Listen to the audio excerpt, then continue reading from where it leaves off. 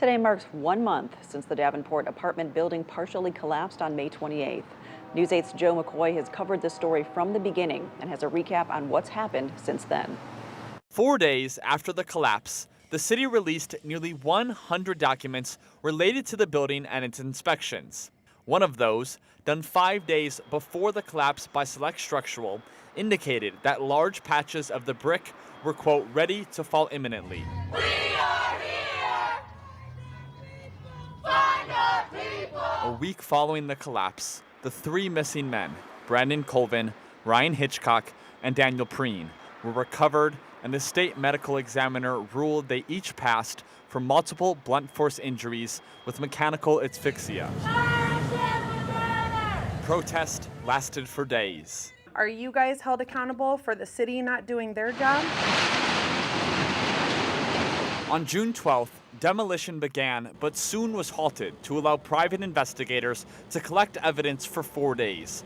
During the 4 to 6 week cleanup process, 22 million pounds of rubble is being brought to the Scott County landfill, where it will lay forever.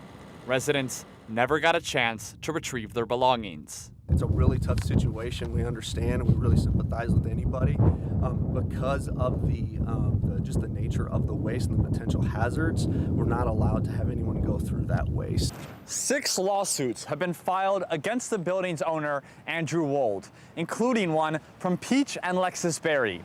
Peach had her leg amputated inside the building after it collapsed.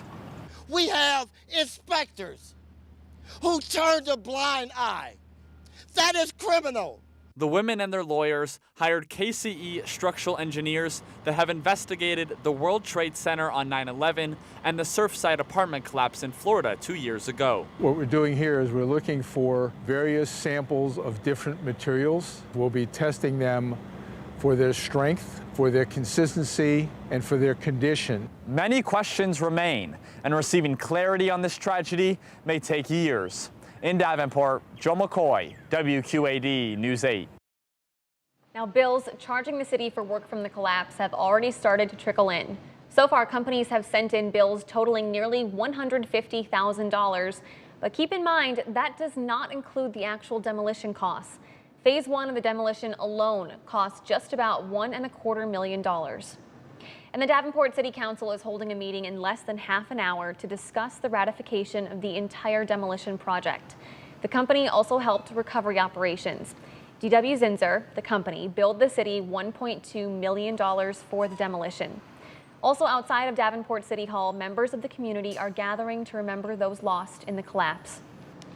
Now, for more information on how you can help those who have been impacted by the collapse, text the word collapse to the number on your screen. That's 309-304-0888. Remember to text that number, don't call it.